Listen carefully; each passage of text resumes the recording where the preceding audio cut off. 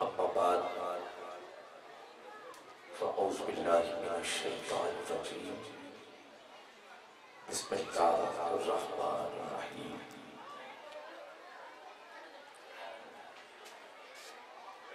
ألا إن أولياء الله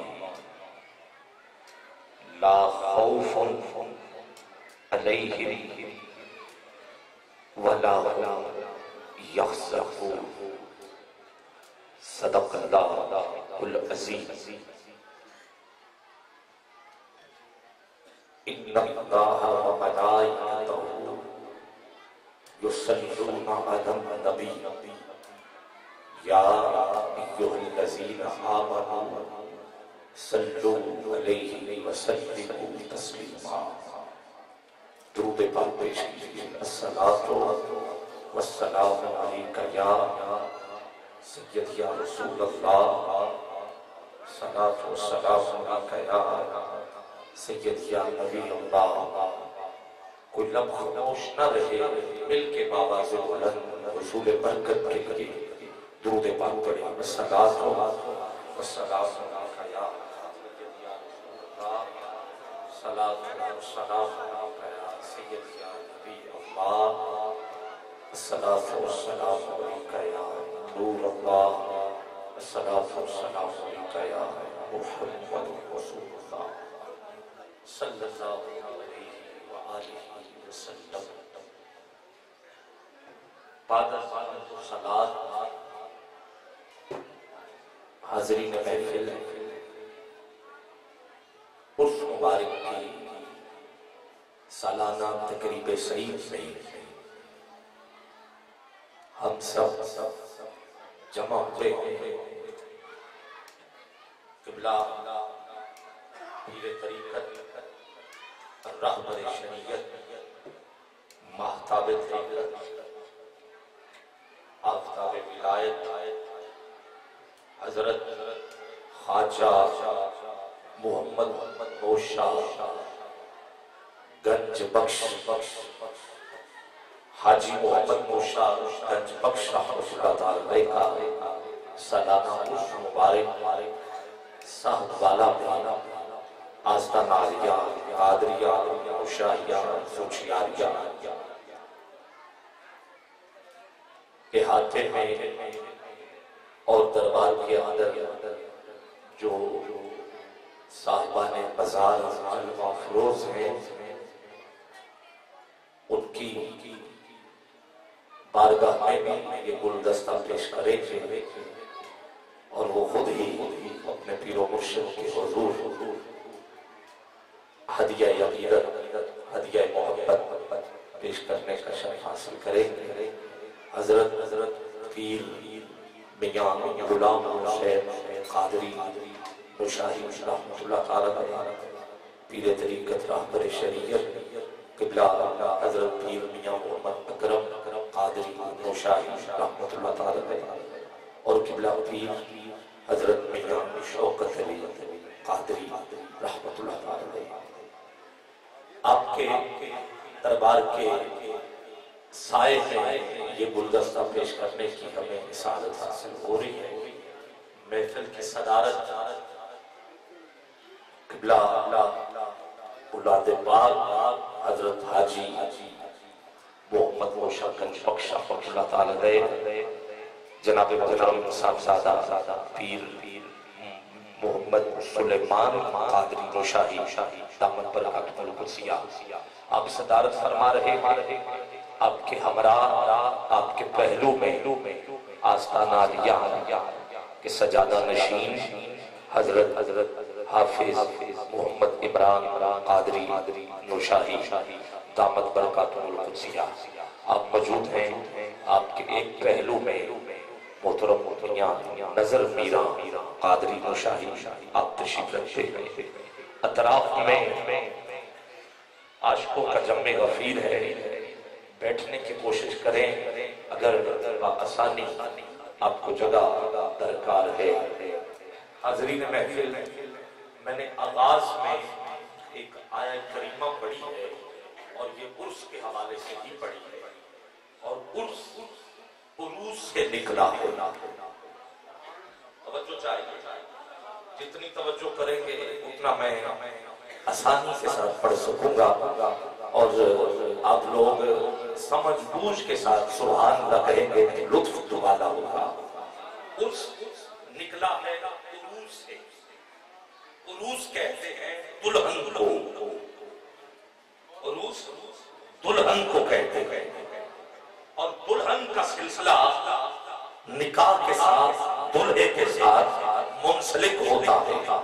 ایک بارات آتی، دولہا ہوتا ہے اور دلہن کو ڈولی میں بٹھا کے پھر دولہے کے ہمراہ روانہ کر دیا جاتا ہے۔ پھر سیج سجائی جاتی، جیسے آپ نے یہ تمام کیا، سیج سجائی جاتی، پھر دولہا دلہن کا رشتہ تا قیامت برقرار ہے، مرتے دم تک برقرار ہے۔ جب ولی دنیا فانی سے رخصت ہوتا ہے، پہلی مثال سمجھانے کے لیے اب میں آ گیا موضوع کی طرف۔ جب ولی اس دنیا فانی سے رخصت ہوتا ہے تو اس کا دولہا مدینے کا تاجدار ہوتا ہے۔ جانتے جس کے بارے میں میرے اعلیٰ حضرت نے فرمایا، دونوں عالم کا دولہا ہمارا نبی، دونوں عالم کا دولہا ہمارا نبی۔ پھر بول رہا ہوں، اس کا دولہا مدینے کا تاجدار ہوتا ہے، اور جہاں خود حضور آ جائیں پھر اولیاء بھی ساتھ ہوتے ہیں، فرشتے بھی ساتھ ہوتے ہیں۔ پھر مجھے یہ کہنے دیا جائے کہ دلہے کے باراتی فرشتے اور اولیاء ہوتے ہیں، انبیاء ہوتے ہیں، اور ولی کی میت، اس کا جنازہ، اس کی ڈولی ہوتا ہے، اور اس کی قبر، اس کی شیخ ہوتی ہے، اور پھر فرشتے آتے ہیں اور بتاتے ہیں، بتا تیرا دین کیا ہے، تیرا رب کیا ہے، من ربو کا، ماں دینو کا، اور پھر وہی عرس کا آخری مرحلہ، ارے پردہ ہٹتا ہے، وہ دولہا سامنے ہوتا ہے، اور فرشتے پوچھتے ہیں، بتا دنیا میں اس ہستی کے بارے میں تو کہا کیا کرتا۔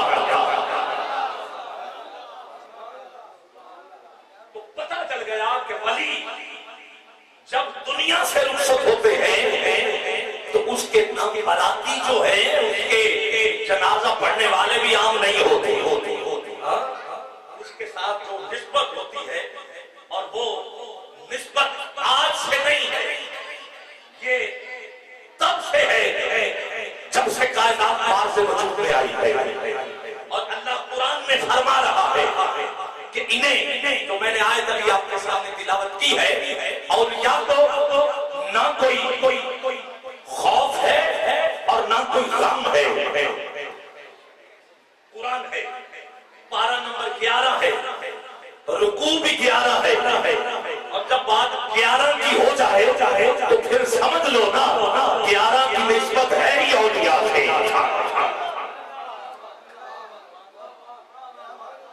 جب بات 11 کی ہو گئی تو پھر یہ بات ہی اولیاء کی ہے۔ اللہ کا قرآن 12-11، رکوع 11، اور پھر اولیاء کی شان میں آیت جس میں کہا جا رہا ہے انہیں نہ کوئی خوف ہے نہ کوئی غم ہے۔ دو زمانے ذکر کیے گئے، خوف اور غم۔ خوف ہمیشہ مستقبل سے ہوتا ہے، غم ہمیشہ ماضی سے ہوتا ہے۔ دو زمانے، حال میں ولی خود موجود ہے، زمانے دو، نہ انہیں غم ہے نہ خوف ہے۔ میں جملہ دینا چاہتا ہوں کہ جو غم ہے وہ ماضی سے ہوتا ہے، خوف مستقبل سے ہوتا ہے۔ غم اس بات کا کہ میں نے کوئی ایسا کام کیا ہو، کسی کا دل دکھایا ہو، تو پھر غم رہتا ہے۔ خوف اس بات کا کہ دنیا سے جاؤں گا، قبر میں پہنچوں گا، حشر میں پہنچوں گا، تو کہیں کوئی شخص بھی نہ آ جائے، اللہ نے پہلے ہی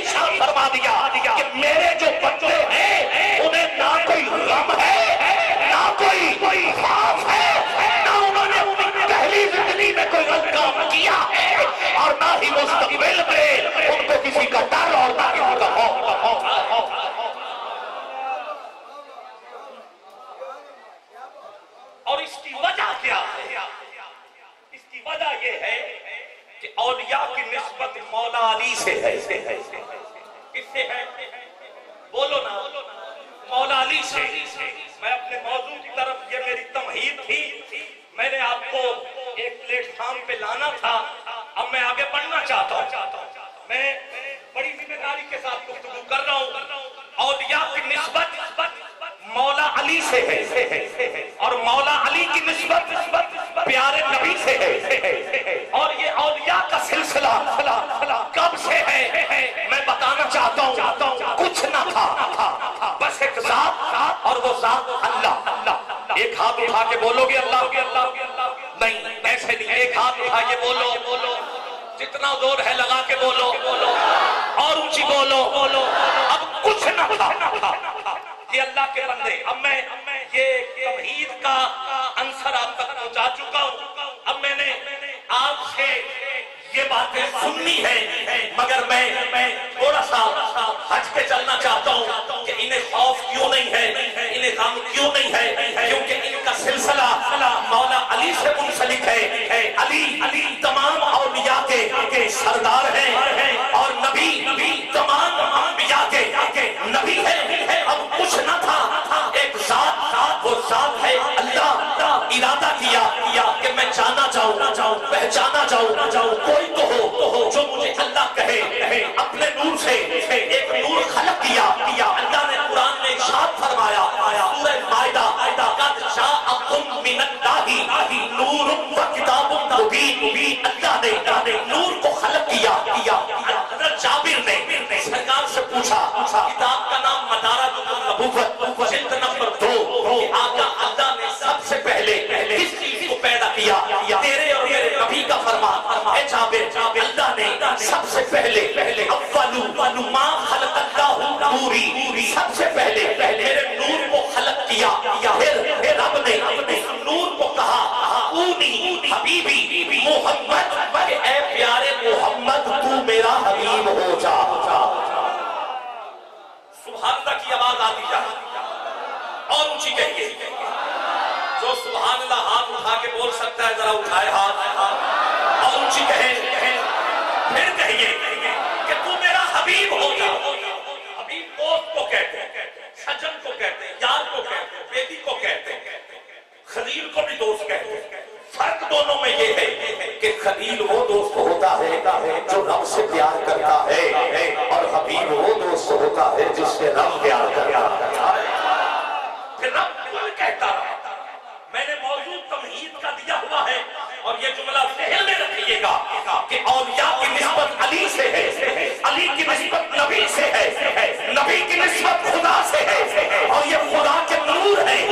اور اللہ نے جب نور خلق کیا تو پھر حضور کے نور کو کن بولا، تو اسی نور سے امام حسن، امام حسین، حضرت علی، سیدہ قائنہ، ان پانچوں کے نام عرش کے اوپر لکھے. نور سے سجایا عرش کو لوح قلم کرسی کو 70,000 نور کے پردے، 70,000 نور کے پردوں کو جنت کو حوروں کو حسن. جنت میں نہروں میں دودھ اور پانی. کس سے؟ حضور کے نور سے. اور آگے بڑھی. ارے جنت کو سدرہ کو 7 آسمانوں کو چاند سورج ستارے، چاند سورج ستاروں کو روشنی کو چمک کو کشش کو دھمک. پھر کن کہا فرشتے، پھر کن کہا 7 زمینوں میں پانی سے چشمے سے ندی سے دریا سے سمندر، پھر 2 سمندر اکٹھے کر دیے. پہلے کا رنگ اور دوسرے کا رنگ اور، پہلے کا پانی اور دوسرے کا پانی اور، پہلے کا ذائقہ اور دوسرے کا ذائقہ اور. دیوار نہیں ہے پانی میں نہ جائے، یہ کمال ہے مصطفیٰ کے نور کا. انہوں نے کہا سجائے پہاڑوں کو بلندی، ہیرے موتی لال جواہر چاندی سونا. پھر چوتھے آسمان پہ سورج کو حکم دیا کہ اے سورج تو چل. سورج اپنی جگہ سے چلا، آگے بڑھا. لمحے لمحات بنے. شام ہوئی، دن ہوا، رات ہوئی. 8 دن اور رات ملے. 1 ہفتہ بنا، 4 ہفتے ملے. 1 مہینہ بنا، 12 مہینے ملے. 1 سال بنا، 100 سال ملے. 1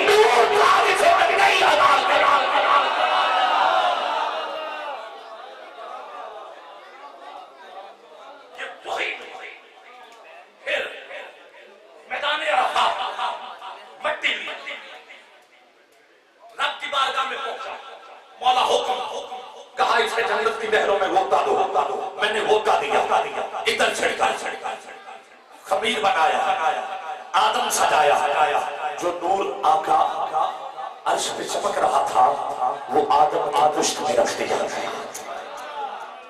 حکم ہوا سجدہ کرنا، سب سے پہلے سجدہ آقا میں نے کیا،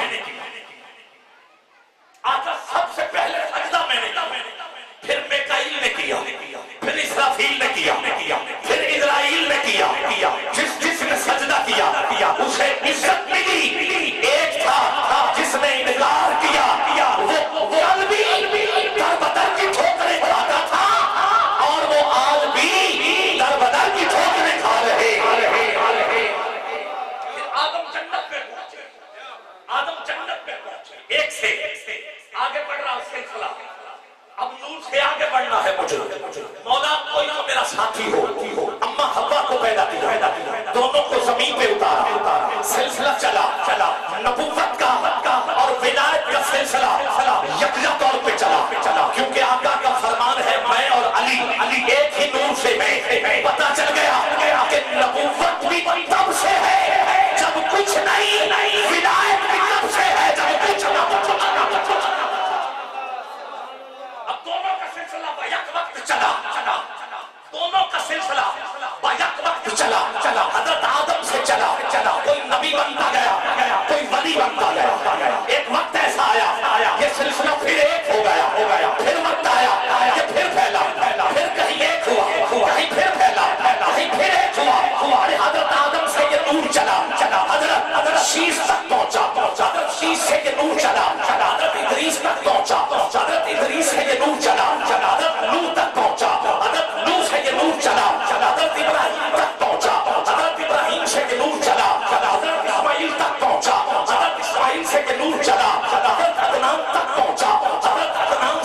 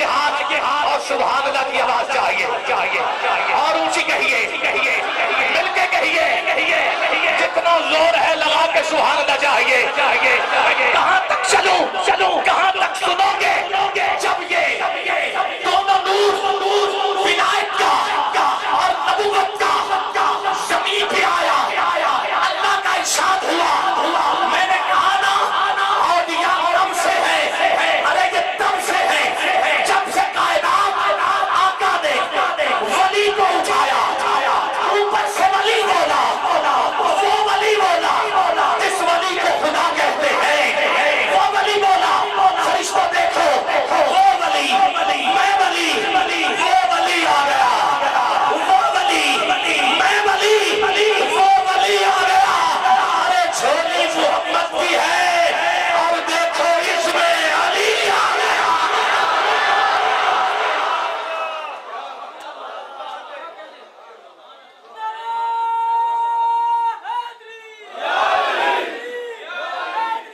نعرہ لگا تو ہے جواب نہیں آیا نعرہ حیدری جتنے بھی اولیاء ہو ڈنکے کی چوٹ پہ کہتا ہوں علی اولیاء کے سردار ہیں سردار کو مانو گے تو پھر ہی بات بنے گی ورنہ بات ادھوری نعرہ حیدری اپنے منصب چھوڑو رینک چھوڑو اٹھاؤ علی کے نام پہ ہاتھ چپ نہ رہنا بولو نعرہ حیدری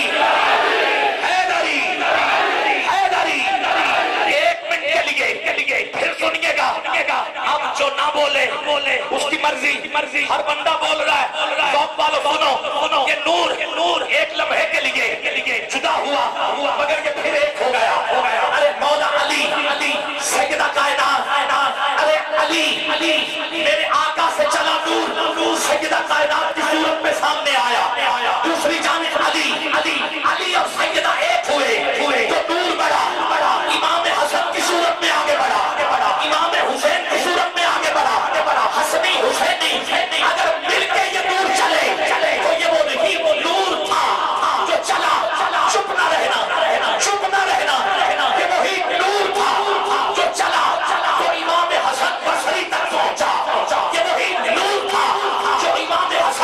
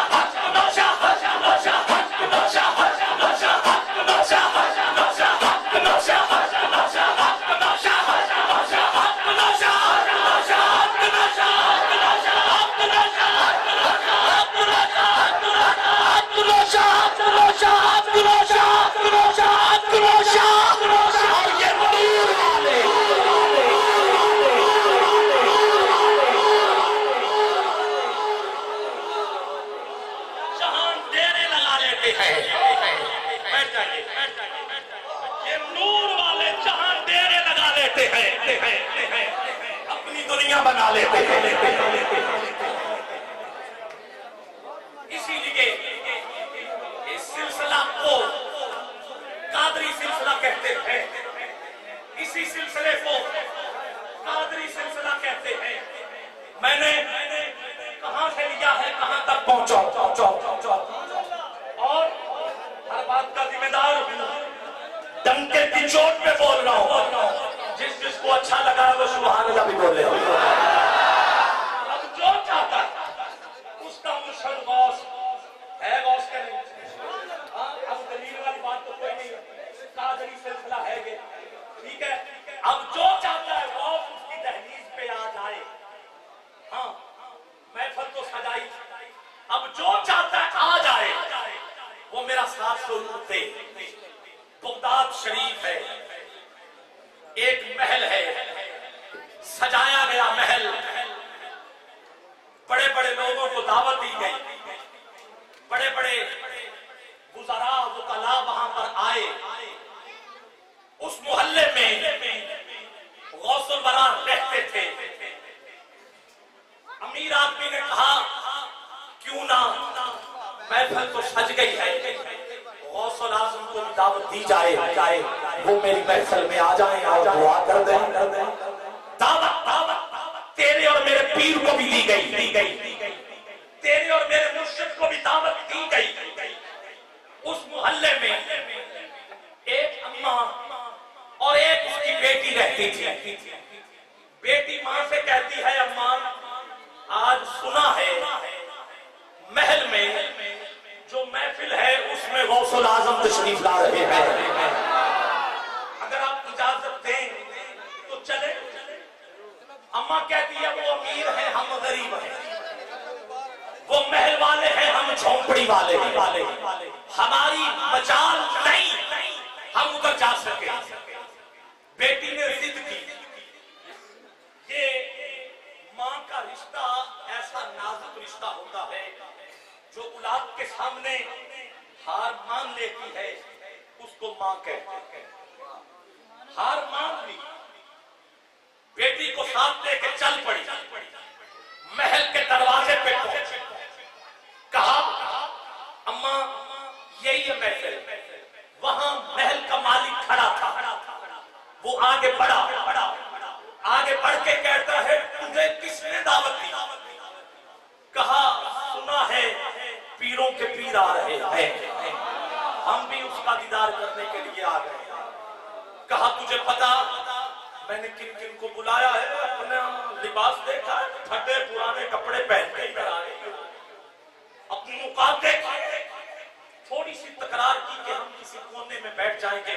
اس ظالم شخص نے تھپڑ مارا ہے. صحیح چیخیں نکل گئی. بیٹی اپنی روتی ہوئی ماں کو اٹھا کے کہتی ہے اماں رو نہ. آپ ہم گھر میں ہی محفل سجا لیتے ہیں. مصلی بچھایا. مدینے کی طرف رخ کیا. کبھی ماں نام پڑھتی ہے بیٹی سبحان اللہ بولتی ہے. کبھی بیٹی پڑھتی ہے ماں سبحان اللہ بولتی ہے. آؤ غلام فرید کوٹ مٹھن کے دولے سے پوچھ لیتے ہیں انہوں نے کہا کیا ماں اور بیٹی یہی بول رہی تھی آپ بیٹھا کھولا کلاں بیٹھی